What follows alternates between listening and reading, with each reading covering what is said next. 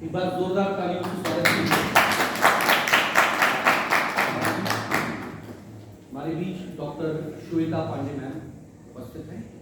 आप head of department और विभागाध्यक्ष ललित कला संकाय बुंदेलखंड विश्वविद्यालय झांसी में बहुत लंबे समय से पदस्थ हैं।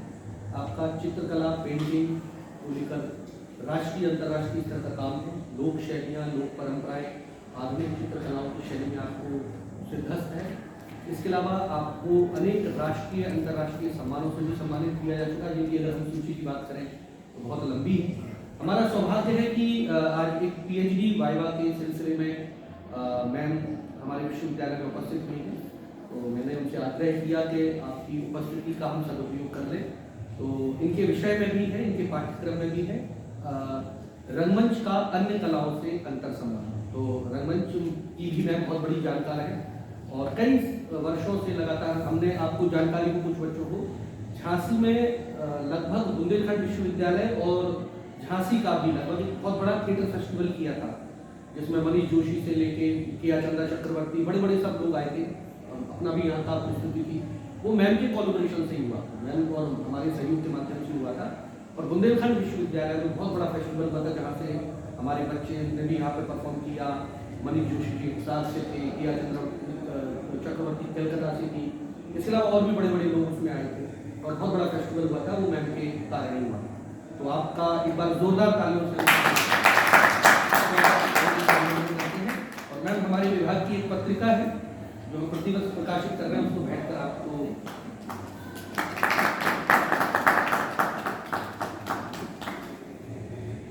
Thank you so much ma'am. अब मैं बिना किसी विलंब के मैम से आग्रह करूंगा कि रंगमंच और चित्रकला या पेंटिंग जो संबंधित विषय है, ललित कला संबंधी विषय है, उन पर प्रकाश डालने की कृपा करें, बच्चों को समझाएंगे। आइए प्लीज। धन्यवाद सर। सबसे पहले मैं हिमांशु सर का बहुत बहुत धन्यवाद कहना चाहूँगी, क्योंकि हिमांशु सर के साथ मेरा जुड़ना एक कह लीजिए इत्तेफाक था। और उसके बाद से जब हम लोग इतना सीरियसली जुड़ गए कि अब क्या ग्वालियर क्या झांसी, हम लोग हमेशा जब भी रंगमंच का जिक्र होता है तो मेरे जहन में एक नाम आता है, वो हिमांशु सर हैं। और इनके जहन में भी जब कला की बात चलती होगी तो मेरा ही ख्याल आता है। मुझे लगता है ना, आपके साथ मैं बस एक कला के विद्यार्थी के तौर पे बात करूँगी, क्योंकि रंगमंच जो है वो सुधा बहुत टफ है और इसकी मेरे स्पेशलाइजेशन नहीं है। लेकिन मैं ना एक कहानी के साथ आपके साथ शुरुआत करूँगी जो मैं अपने बच्चों को भी सुनाती हूँ। एक राजा थे और उनका बड़ा रुझान हुआ कि वो चित्रकला सीखें। वो अपने गुरु जी के पास गए और उन्होंने कहा कि मैं कला में सिद्धस्त होना चाहता हूँ, तो उसके लिए मैं क्या करूँ। तो उन्होंने कहा कि अगर आपको चित्रकला सीखना है तो पहले आप जाइए डांस का प्रशिक्षण लीजिए, नृत्य का प्रशिक्षण लीजिए। तो उन्होंने 5-6 साल नृत्य का प्रशिक्षण लिया। उसके बाद दोबारा गए तो फिर हुआ कि आप संगीत का लीजिए, जिसमें वोकल अलग है, इंस्ट्रूमेंटल अलग है। एक लंबा समय निकला। फिर अभिनय का लीजिए। तो इस तरह करते करते जब बहुत सारी कलाओं में उन्होंने एक समय गुजारा, एक एक्सपीरियंस इकट्ठा किया, तब वो लास्ट में आए, बोले कि अब मैं समझ गया कि चित्रकला करने के लिए मुझे किन किन चीज़ों की आवश्यकता थी जो अब मैं यूज़ कर सकता हूँ। तो ये सभी कला के विद्यार्थियों के लिए एक उदाहरण है। अगर आप रंगमंच में हैं या म्यूज़िक में हैं तो इसका मतलब नहीं आपका वही विषय है। आपको ना जितनी कलाएँ हैं अपने आप, मुझे लगता है ये भगवान का वरदान है कि जिस भी एक कला में भी अगर हमें इंटरेस्ट आता है तो अपने आप धीरे धीरे चैन की तरह सारी कड़ियाँ जुड़ जाती हैं और हम उन सभी कलाओं में अपनी रुचि को बहुत ज़्यादा नहीं लेकिन थोड़ा थोड़ा करके निकालते हैं। मैंने बहुत सारे वर्कशॉप सर के देखे हैं या फिर जो सर की थिएटर है वहाँ पे बहुत सारे परफॉर्मेंस देखे हैं, तो मुझे बड़ा अच्छा लगा कि अभिनय तो आपके पास एक प्लस पॉइंट है ही, लेकिन आपने ना म्यूज़िक को भी पूरा अडॉप्ट करना होता है, सिंगिंग को भी पूरा अडॉप्ट करना होता है। माइक है नहीं है, अपने वोकल पे इतना काम करना होता है आपको कि आप कहीं भी प्रेजेंटेशन दें तो हर व्यक्ति आगे का रो भी सुन ले, पीछे का रो भी सुन ले। तो इन सब चीज़ों में आप इतना ढालते हैं खुद को, तब जाके आप एक अच्छा सा प्ले कर पाते हैं। आप कहीं अच्छी जगह पे परफॉर्मेंस कर रहे हैं, लाइट चली गई तो क्या आप रुक जाएंगे? नहीं, आप करते रहते हैं। यही आपको क्योंकि बताया जाता है, ये आपके सब्जेक्ट की डिमांड है। आपको सिर्फ किसी टूल्स की हेल्प की ज़रूरत नहीं है। आप खुद एक पूरा का पूरा बॉक्स हो जिसमें बहुत सारे हुनर छुपे हैं, तब जाके आप एक अच्छा परफॉर्मेंस देने के लिए मंच पे आ पाते हैं। और ये मौका तुरंत नहीं मिलता है, इसको भी आपको स्टेप बाय स्टेप जो आपका बॉक्स है उसमें आप धीरे धीरे धीरे धीरे बहुत सारी चीज़ें कलेक्ट करते हो, तब जा करके एक दिन आप मंच पे अपने छोटे से रोल में भी, चाहे वो कितने भी समय का हो, आप अपना इम्पैक्ट डाल जाते हैं, है कि नहीं। ये सारी चीज़ें इकट्ठी होती हैं पेशेंस और आपके जागृत होने से, जब आपने किसी चीज़ को छोटा समझ के छोड़ा नहीं। और ये आपको ना पैटर्न, आप किसी को भी अपना आइडियल मान लीजिए, चाहे वो नेशनल पे हो या इंटरनेशनल लेवल पे, आप ये पैटर्न सभी में देखेंगे कि जो अगर आज किसी मुकाम पे है, मुकाम पे इनका सेंस नहीं कि सिनेमा में इसको रोल मिल गया, कला के लिए क्या कर रहा है, ये इम्पोर्टेंट है।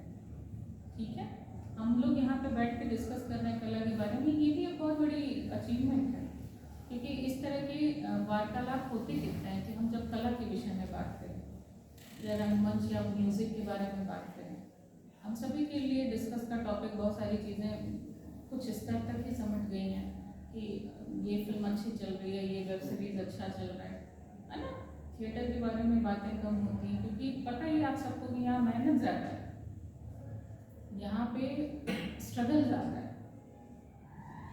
किसी भी तरह के प्लेटफॉर्म को यूज़ कर लीजिए, देखिए हर व्यक्ति का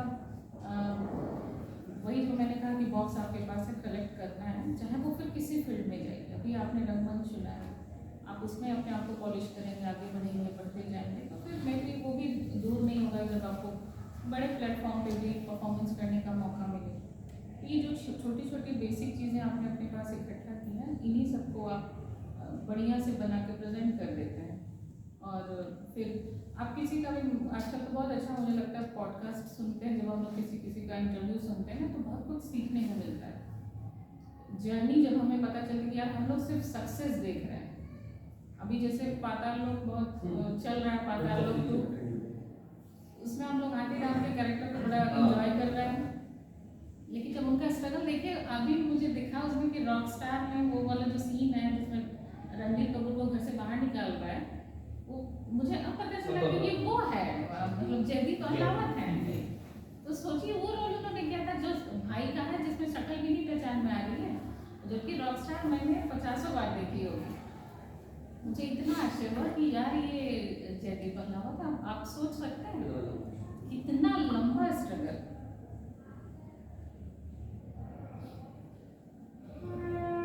ये सारी चीजें ना थकाने के लिए या इसके लिए नहीं बोल रहे, हम आपको बता रहे हैं कि मौका कभी भी मिल सकता है, हम कभी भी लेकिन जब हम तैयार रहेंगे, हमारे पास सारे हथियार हमारे पॉलिश रहेंगे, तब तो हम उसका यूज कर सकते हैं और सामने वाले को धाराशाही कर सकते हैं।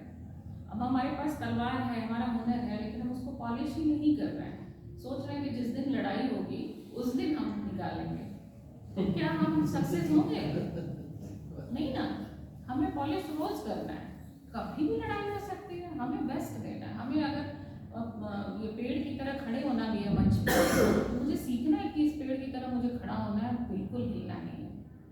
हो सकती हैं पत्तियां हिल सकती हैं, कभी कभी हवा से मेरे बाल उड़ सकते हैं थोड़े बहुत, लेकिन पेड़ की तरह मुझे खड़ा होना है। अगर हम ये सोचेंगे तो फिर हम एक ऑब्जेक्ट की तरह भी काम कर सकते हैं। ये भी बहुत इम्पैक्ट डालेगा देखने वाले के लिए, क्योंकि देखने वाला हर कुछ देख रहा है ना, सिर्फ मेन कैरेक्टर को नहीं देख रहा है, वो उस पेड़ को भी देख रहा है, उस टेबल को भी देख रहा है, उस टेलीफोन को, लाइट को, हर चीज़ को देख रहा है।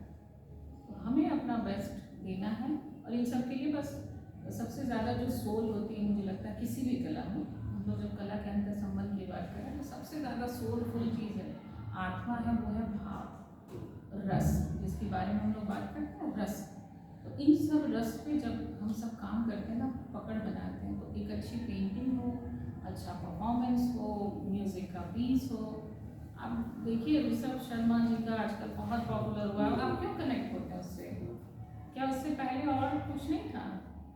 सितार में बहुत कुछ था।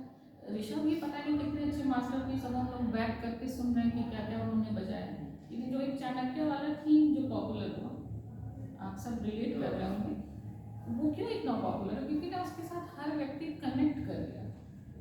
चाहे वो यूथ हो, हमारे जैसा मिडिल एज हो, या फिर हमारे से सीनियर हो, सबने कनेक्शन फील किया। क्यों? क्योंकि इतने फील के साथ आप एक वीडियो देखिएगा कभी, इतने फील के साथ सितार को उन्होंने बजाया भी, और देखिए खुद का प्रेजेंटेशन जरा देखिए कितना यूनिक, एक एक चेहरे के भाव से लगता है कि वो दूसरे जोन में है। उनको फर्क नहीं पड़ता कि हम स्टेज पे परफॉर्मेंस दे रहे हैं और सामने कौन बैठा है, इतना खूबसूरत पीछे का बैकग्राउंड, खुद का और आप देखिए कितना खूबसूरत। अब इसको हम क्या कहेंगे? इसको हम कहेंगे कि देखिए उन्होंने ड्रेसिंग सेंस से लेके कला के हर एक विधा पे उन्होंने काम किया खुद के बारे में, और अपनी अपनी जो मेन फोकस है, जो मेन उनका आर्ट है, सितार जो वो बजा रहे हैं, उस पर तो उन्होंने अपना 100% दिया ही, लेकिन अपने अगल बगल आस पास ये सारे और अब बेहतरीन काम किए।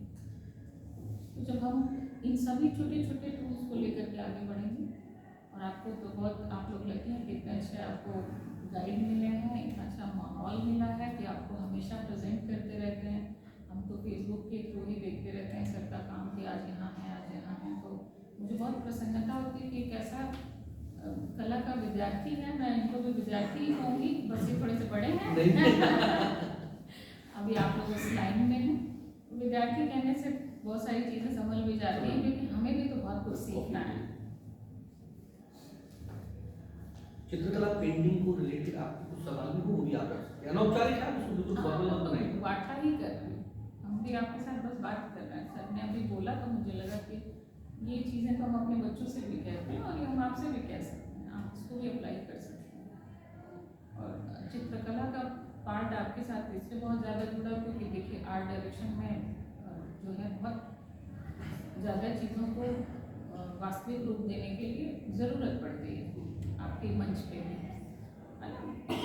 आपके भीतर भी होगा, तभी आपने इतना अच्छा सा ये बना रखा है। बहुत सारे टूल्स मैंने देखे, मुखौटे वगैरह भी बने हुए अंदर का रूप, ये आप ही लोगों ने बनाया होगा ना। हो सकता है इसमें फाइन आर्ट्स के कुछ बच्चों ने हेल्प किया, नहीं किया तो फिर और सो गुड है खुद से। हाँ, वही हम देख रहे थे कि बच्चों ने बहुत अच्छा बनाया है।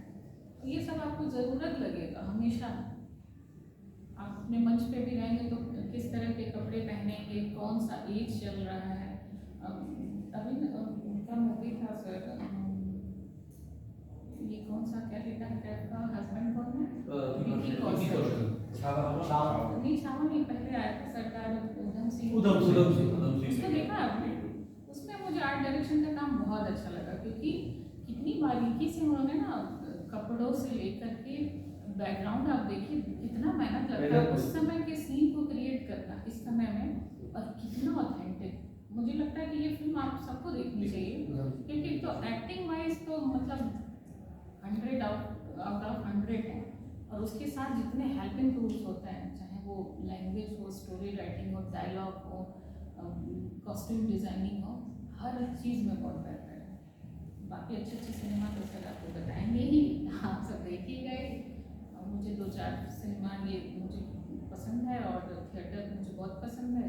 मैं भी इस कला के विद्यार्थी की तरह उसको देखती रहती हूँ, और एक आध मैंने प्ले को डायरेक्ट करने का थोड़ा सा हिम्मत भी की, तो किया भी तो करते हैं, अच्छा लगता है, मुझे भी पसंद है, और ये विधा बहुत पसंद है। और सर के सौजन्य से बहुत अच्छा प्ले हम लोगों को देखने को मिल जाता है झांसी में रहते हुए।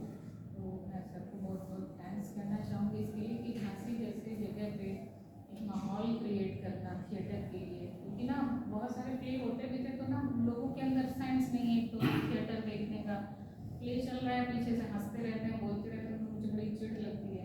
सर के यहाँ मैंने वो देखा कि थिएटर का जो एक रूल होता है ना, जो एक ऑरा होता है, रिस्पेक्ट होता है, पहले तो वो सोच के जाना चाहिए, तो वो मेंटेन होता है। इसको दोबारा से जगाना ये बड़ा काम है। जैसे हम लोग बनारस इलाहाबाद में ना ये कल्चर है, वो आपको ना, आप जाएंगे तो आपको थिएटर का पूरा कल्चर मिलेगा। यहाँ पर भी थोड़ा सा रुझान कम है।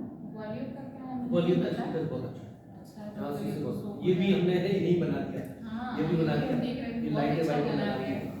अभी रिसेंटली 10 स्टूडेंट प्रोडक्शन में बच्चों के डायरेक्शन में इसमें हुए। बाकी ये सर कितना एफर्ट डाल लेते हैं विश्वविद्यालय में रहते हुए। वही हम लोग अभी डिस्कस भी कर रहे थे कि कोई बहुत सपोर्ट नहीं मिलने के बाद भी ये आप ही लोगों की वजह से हुआ है। और आप लोग की आपस ना सर की बात सुनेंगे तो बहुत सारी चीज़ें सर तो अपने स्तर से आपके लिए बहुत कुछ कर सकते हैं। किया भी है। देखिए कितना बेहतरीन, आपको एक प्लेटफॉर्म देना भी बहुत बड़ी बात है। देखिए सिलेबस पूरा कर देना, आपको एक डिग्री दिला देना, वो अलग विषय है, लेकिन जिस प्रैक्टिकल में हैं आप, वहाँ पे आपको उस पर खरा उतरना है। ये इनका काम है और आपकी जिम्मेदारी है, आपको फर्ज देते हैं कि जो कह रहे हैं तो फिर आप उसको गुरु की तरह बिल्कुल आँख बंद करके और ध्यान दे करके सुनेंगे, तो आप सब अपनी ड्यूटी को अच्छी तरह निभा लेंगे। और जब आप फील्ड में उतरेंगे तो फिर सर की तरह आप भी बहुत सारे क्रिएटिव आइडियाज़ निकालेंगे और उसको प्लान करके दिखाएंगे भी। तो आपके अच्छे भविष्य के लिए और आप सबके अच्छे काम के लिए आपको पहले से शुभकामनाएं। कुछ सवाल है तो आप पूछ सकते हैं, और मुझे लगता है कि अब होंगे भी तो पूछना चाहिए, डिस्कस करने में कोई वो नहीं है। जैसे कि मैं नाटक का विद्यार्थी हूँ, कल मैं एक पिक्चर देख रहा था नवरंग, तो उसमें ना आर्ट जो डायरेक्टर है उन्होंने मतलब काफ़ी मतलब पेंटिंग का यूज किया। हेलो जी सर, हाँ हाँ जी जी जी, आप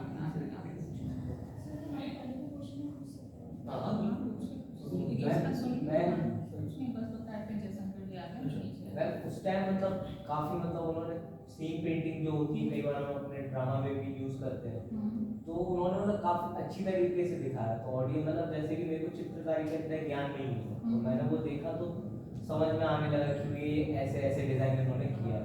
पर मैं अपने आम जीवन में भी देखूँ, जैसे मुझे रोड पर भी चल रहा हूँ तो समझ में आता है कि विजुअल्स ये चल रहा है, पत्तियाँ गिर रही हैं, और मेरी इच्छा भी होती है कि वो बनाऊँ। मैंने कई बार ट्राई भी किया है, मैं बचपन में पेंटिंग भी की है, मतलब 6 महीने तक जितना आता था, और वो निखार नहीं आ पाता। माइंड में वो चीज़ तो रहती है कि हाँ ये सीन बन रहा है, ऐसा कई बार होता है। ये होता है, स्वाभाविक भी है, क्योंकि अभी आपका फोकस दूसरी जगह पर है, ठीक, इसमें आपको इंटरेस्ट है, तो जब आप समय देंगे तो इस पर भी निखार आ जाएगा अपने आप, क्योंकि हर कला समय मांगती है।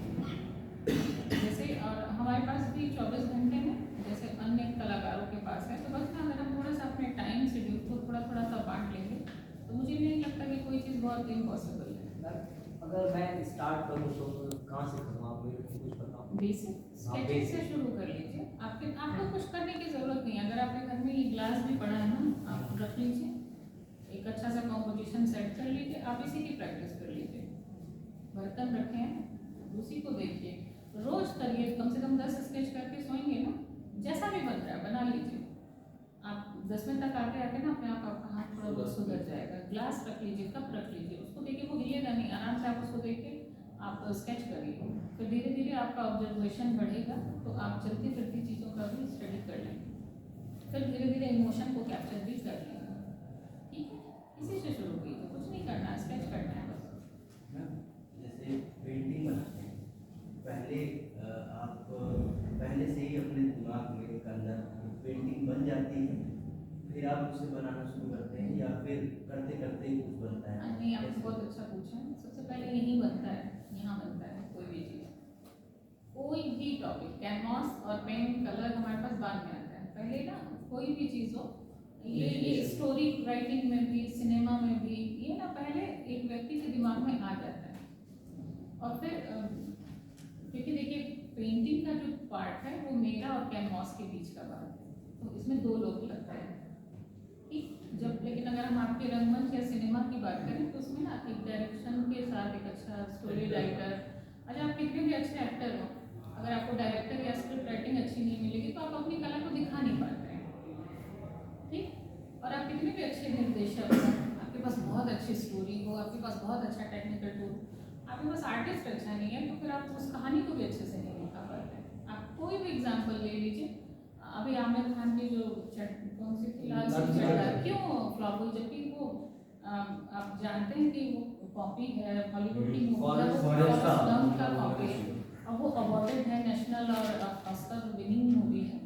इतनी अच्छी स्टोरी, इतनी अच्छी, और हमारे पास भी आमिर खान जैसा एक्टर क्यों फेल हो गया? कहीं तो कुछ रह गया ना, कुछ कभी कभी ज़्यादा हो जाता है, कभी कभी कम हो जाता है, तो वो बैलेंस भी नहीं होना, कई बार चीज़ें क्रॉस कर जाती हैं, तो नहीं हो पाता है। इसलिए ना मैंने कहा कि यहाँ और यहाँ पहले बनती है कोई भी चीज़, और उसके बाद पकने के बाद आ कैसे पाता है, कई बार चीज़ें हमारे मन मुताबिक आ जाती हैं और कई बार चीज़ें कुछ और ही बन जाती है। तो इसलिए हम लोग भी ना एक बार में संतुष्ट नहीं होते हैं। मेरे दिल दिमाग में आया, मैंने कैनवास पे उतारा, तो हो सकता है रिजल्ट मेरे मन मुताबिक निकले तो हम दोबारा तीसरी बार कई बार करते हैं।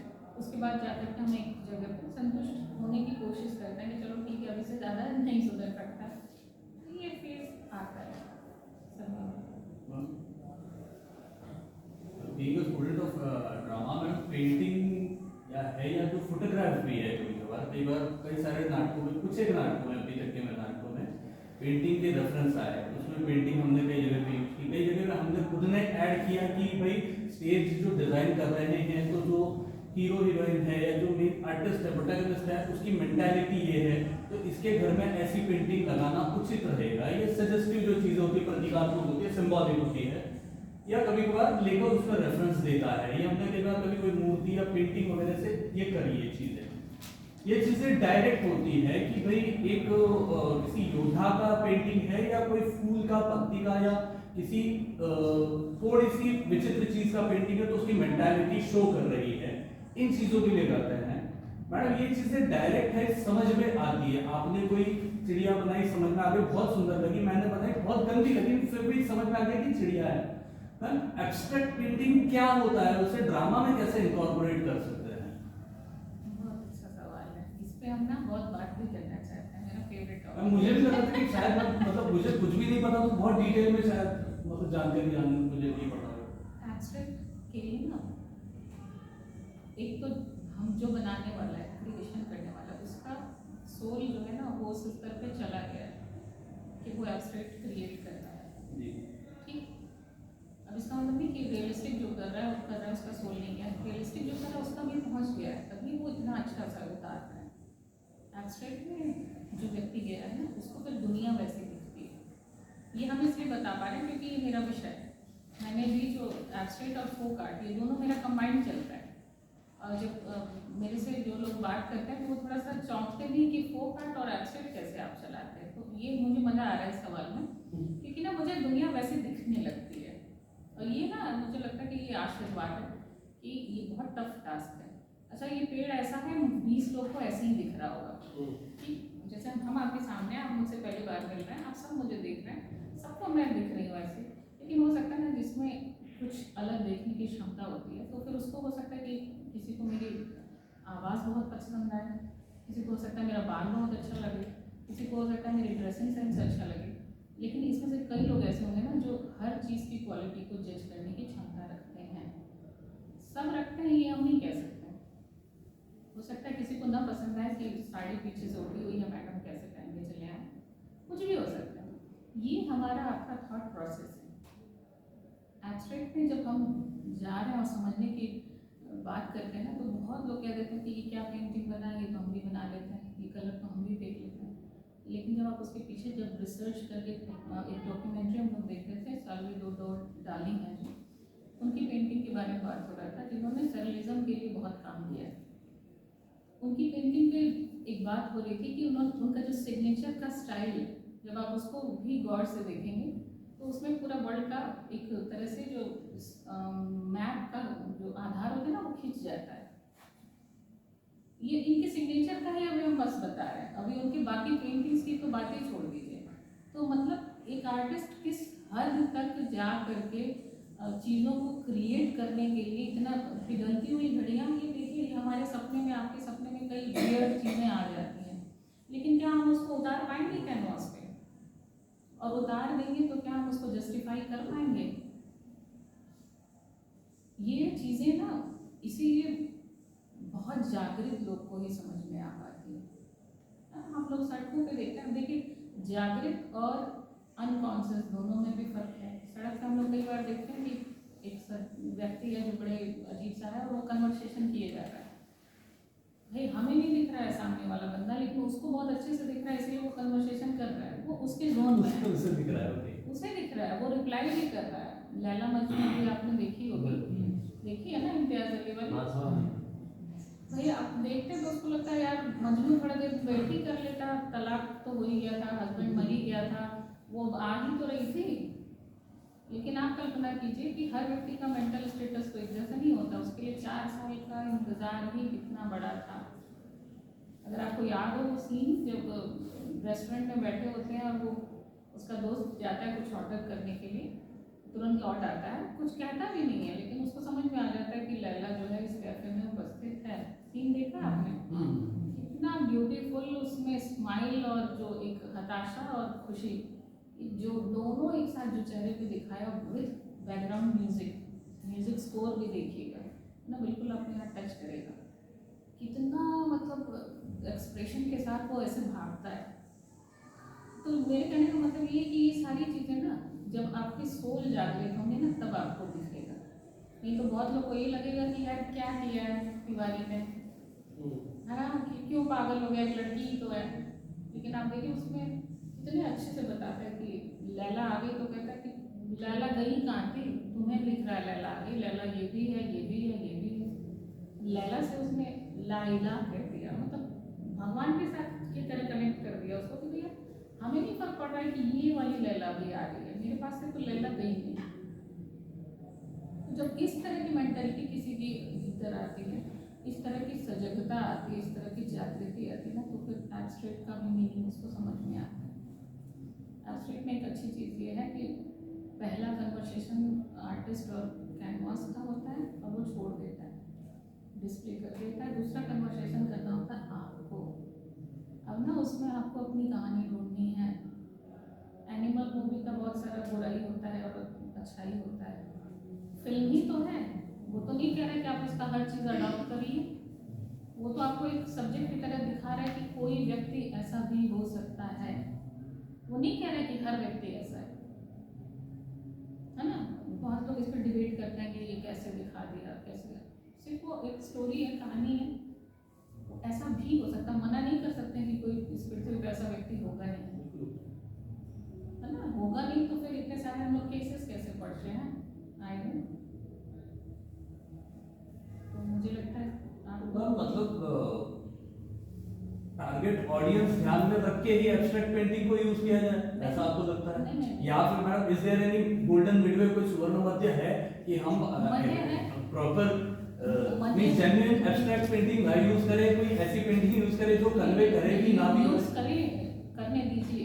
सबसे पहले तो कला आपको स्वतंत्रता ही देती है, तो किसी को हम बाउंड्री में नहीं बांधेंगे कि हमें नहीं समझ में आ रहा है तो आप वो नहीं करेंगे। नैनो साइंस मुझे नहीं आता है तो उसका मतलब नहीं कि नैनो साइंस खराब है, हम आर्ट्स के हैं।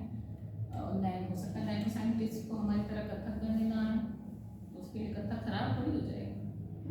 कला आपको देता है सबसे पहले फ्रीडम, और दूसरी चीज़ देता है आपको समझने की शक्ति, पेशेंस।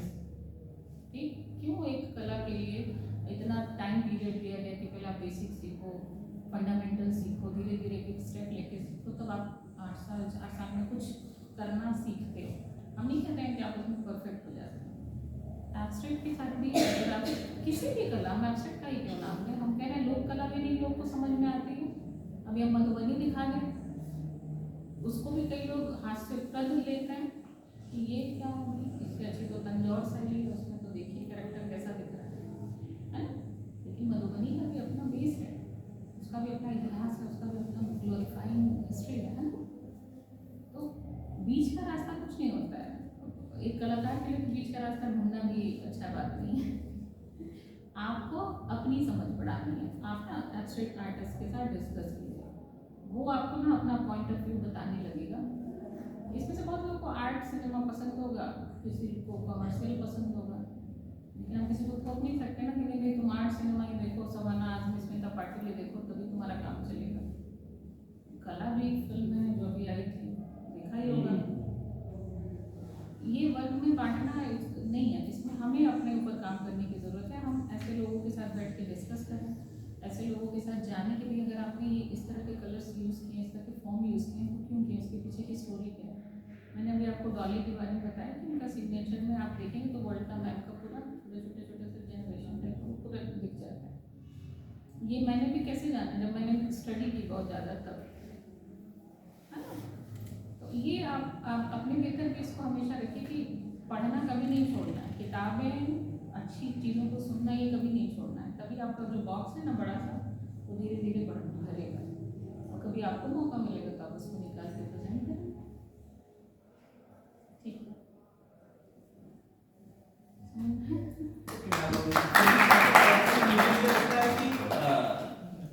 कोई भी एक नाटक अगर देख रहे हो 100 लोग अगर देख रहे हैं तो जैसे आपने मधुबनी या तंजौर या किसी भी XYZ जॉनर के बारे में कहा तो वो उसमें कई सारी चीजें हैं जो डायरेक्ट है open to each and every spectator की दिख रहा है और समझ रहा है कि यार ये फिगर है तो ये आदमी की है ये पेड़ की है इसमें नहीं समझता है तो मेरा गोल्डन वीडियो पूछने का मेरा तात्पर्य ये है कि अधिकाधिक लोगों को समझ में आया कि वो पेंटिंग यूज करके सबके समझाने के लिए कला है भी नहीं हर मुद्रा को क्लासिकल वो- म्यूजिक सबको समझ में आता है ना कौन बैठ के सुनता है हमारे इस पे आ जाए तो हम स्क्रॉल कर देते हैं कि भैया एक ही चीज बोले जा रहे हैं हम गजल सुनता है कोई ना इसका एक अलग वर्ग होता है ना थिएटर हर व्यक्ति नहीं चला जाता सिनेमा तो तभी 600 की टिकट लेके चला जा रहा है बंदा 300 की टिकट लेके चला जा रहा है थिएटर में कितने लोग आ रहे हैं वहाँ पे टिकट भी बड़े प्रोग्राम में आप जाएंगे तो बहुत नहीं मुझे लगता है बहुत बड़े बड़े में अच्छे खासे दाम के टिकट होते हैं वहाँ भी बहुत भीड़ होती है ऐसा नहीं कि ऐसे लोगों की जानने वालों की कमी है आप माफी चाहते हैं आप लोग से हम डिस्कस करने में मजा बहुत आ रहा है लेकिन बहुत आ रहा है जी बुला रहे हैं। मैम बहुत धन्यवाद। जी जी बस नीचे आ रहे हैं आप लोग को थैंक यू ये बच्चों 10 मिनट में मैं फिर से आपसे फिर हम कभी और आएंगे तो फिर आपके साथ अच्छे से डिस्कस करेंगे आ रहा हूँ फिर लंच ब्रेक